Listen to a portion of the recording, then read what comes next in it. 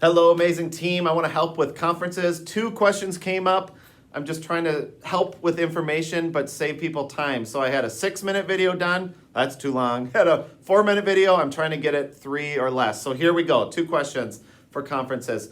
What if a family can't come to conferences during our district expected conference time at the elementary level? Well, we are not expected to schedule alternate conferences outside the duty day and have people come in person. Actually, there's a valuable alternative many people are already using, but maybe just permission to use it is helpful. I think it's valuable, it's meaningful, and here's what I would actually suggest. If they can't come in, just flag the spring dates for them. Just say, okay, as a reminder, spring dates are this, so that they have that on their calendar in their planning. And then invite them to review the conference report, send it home in a kiddo's backpack or folder, and then just set up a phone call, kind of a succinct, meaningful phone connection after they have a chance to look at the form. So that would be it. It wouldn't be having them come in for a conference. It wouldn't be a half-hour phone call. It would just be sending the information home and having a meaningful connection over the phone during the duty day.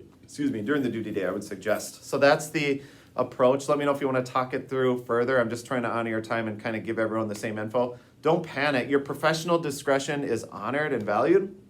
If you need for whatever specialized reason to meet with them, or if you just need them to be there, I get it. That's just not the expectation, and that's not the suggestion.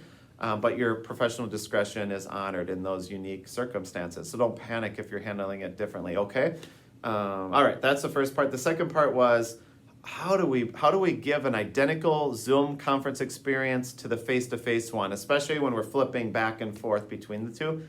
I don't think we can. I really, there are pros and cons to in-person, and there are pros and cons to on Zoom, and I just think we try to make whatever format a family has signed up for meaningful, but also we have to balance it with our own kind of boundaries and workflow. So I don't think it's possible to do a 20-minute Zoom conference because that doesn't leave any time to flip over. I would suggest that you slightly condense on the beginning and the end, and just people will know it takes a little time to flip from Zoom or from face-to-face to Zoom. So they'll be there when you get there, hopefully. And then on the tail end of the conference, same concept, ending the Zoom a little bit early just to allow yourself to get set up for the next. And then whatever strategies help with managing that time, whether it's the school chimes that we've been doing, or even something on your cell phone at certain times. And then also giving yourself permission to know that the format and flow might be a little bit different over Zoom too.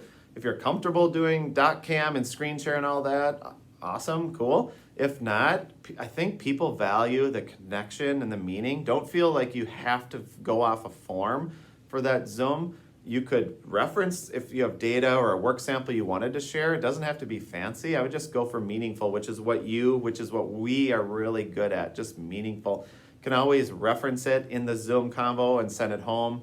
And then at least they'll have that as a reference point. So I hope that permission just in your mind, not trying to perfectly replicate the experience, I hope that helped.